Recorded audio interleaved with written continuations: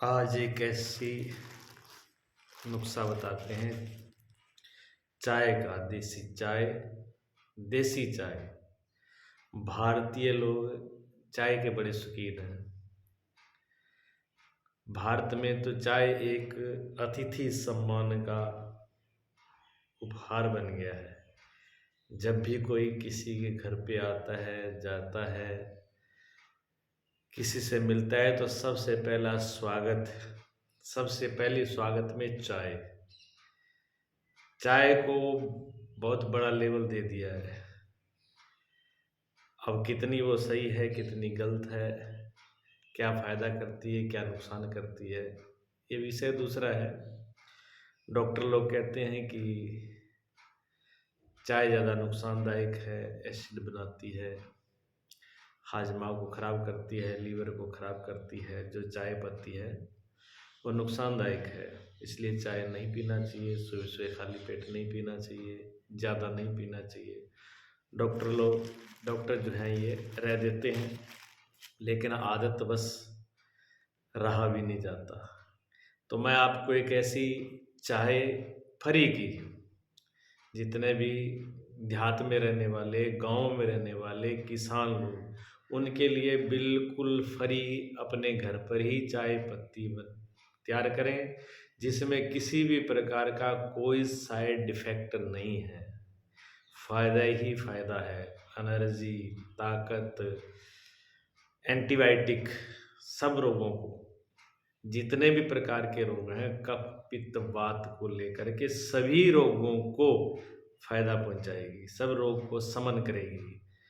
जड़ से बुखार, जुकाम, खांसी, ऐसी चीज़ें तो हो ही नहीं सकती। एलर्जी, अस्थमा, दर्द, ये नहीं होगा। शरीर में एकदम तरोताज़गी।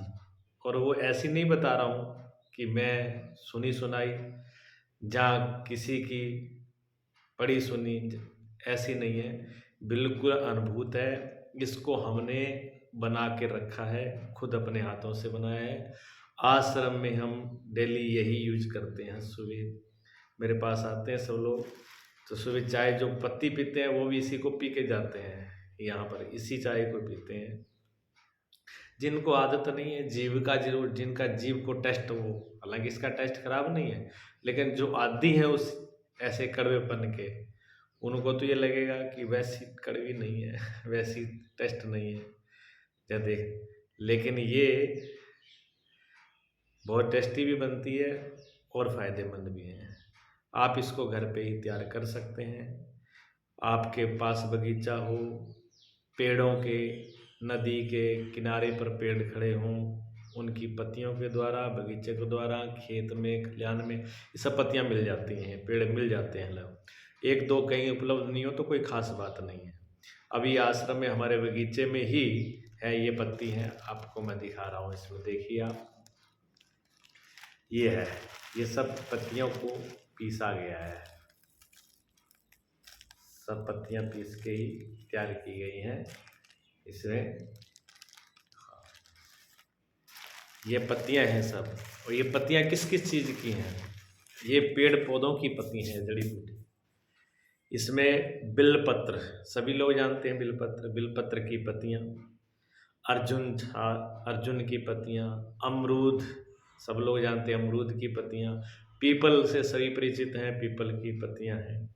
तुलसी, मेरे यहाँ पर श्यामा तुलसी, रामा तुलसी और लौंग तुलसी, 3 प्रकार की तुलसियाँ हैं। तुलसी, सब प्रकार की तुलसी जिनको उपलब्ध नहीं है, तो जो उपलब्ध हैं उन्हीं की पत्तियाँ ले लें, टहनी ले लें। मरुआ बोलते हैं, मरुआ की पत्ती हैं, गुलाब की पत्तियाँ हैं, सौंफ है, दालचीनी है, सौंठ है।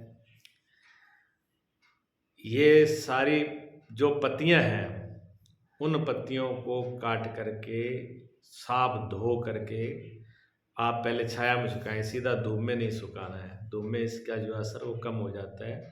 आप जितनी भी ये प्रकार की पत्तियां हैं, मीठा नीम, हर सिंगार की पत्ती, मीठे नीम की पत्ती, मरुआ की पत्ती, अमरूद की पत्ती, पीपल की पत्ती, बबूल की पत्ती, ये, और एक आता है, हमारे यहाँ सफ़ेदा बोलते हैं, उधर लिपस्टिक बोलते हैं किसी जगह पर। सफ़ेदा और तेज पत्र की पत्ती,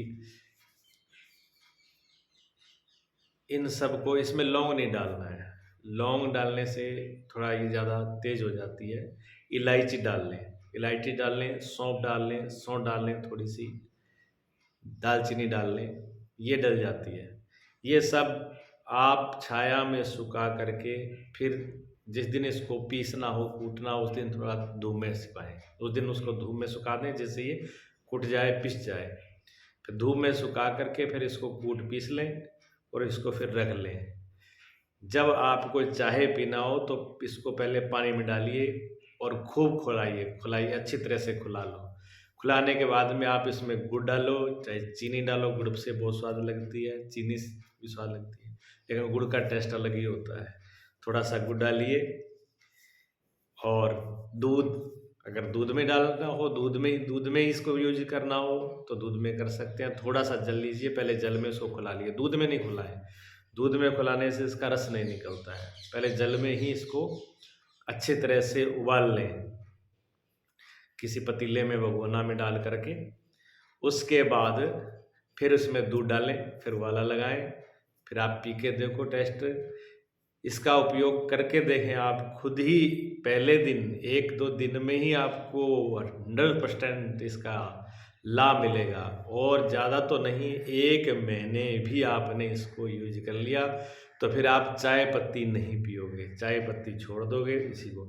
अच्छा, इसका कलर थोड़ा लेना हो, चाय पत्ती का कलर जो है वो लाल जैसा हो जाता है, थोड़ा काला जैसा हो जाता है। तो कुछ कुछ लोग उस रंग के कलर के भी दीवाने होते हैं कि इसमें रंग जो है वो काला नहीं हुआ, वैसे नहीं हुआ। अगर इसका रंग भी अगर आपको काला करना हो, बिल्कुल चाय पत्ती जैसा बनाना हो, तो ये तो सामग्री रहेगी रहेगी। इसमें एक चीज़ और डाल देना पहले, बालम खीरा।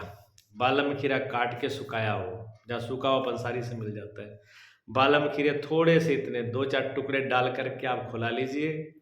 बिल्कुल जैसे चाय पत्ती का कलर होता है ऐसा ही चाय का कलर होगा। आप इनमें किसी से, मैंने ये प्रयोग किया है। सिर्फ बालम खीरे के 2-4 टुकड़े डाल के उबाल करके, और उसमें आप कुछ कोई मत डालो, ये पत्ती में डालो, चाय पत्ती में डालो, सिर्फ बालम खीरा ही, और उसकी चाय बना के पिला दो किसी को, बता नहीं पाएगा। मैंने उपयोग करके देखा है, पिला के देखा है, बहुत बता ही नहीं पाते कि इसमें क्या डला है क्या नहीं। तो चाय बढ़िया चाय बनी है, पत्ती की चाय बनी है, कुछ पता नहीं चलता, ऐसी चाय बन जाती है। तो थोड़ा सा बालम खीरा, और ये जितनी सारी चीज़ें एंटीबायोटिक शरीर के लिए बहुत ही फ़ायदेमंद हैं, ये आप भी यूज़ करें, दूसरों को बताएं। फ्री की है। और जो लोग जो शहर में रहने वाले हैं वो किसी बगीचे से, रोड के किनारे से ये पेड़ मिल जाते हैं, किसी से मंगवा लें या पंसारी से ले लें, सब चीज़ उपलब्ध हो जाती है। इतना खर्चा इसका नहीं है, और खर्चा तो है भी नहीं, लेकिन फ़ायदा बहुत ज़्यादा है। इसलिए आप भी करें, दूसरों को कराएं। इस वीडियो को ज़्यादा से ज़्यादा शेयर करें, लाइक करें, सब्सक्राइब करें, सभी को बताएं। इस चैनल पे आप सब्सक्राइब कर लेंगे तो जो नई नई आती हैं जानकारी वो आपको मिलती रहेगी। बोलिए सच्चिदानंद भगवान।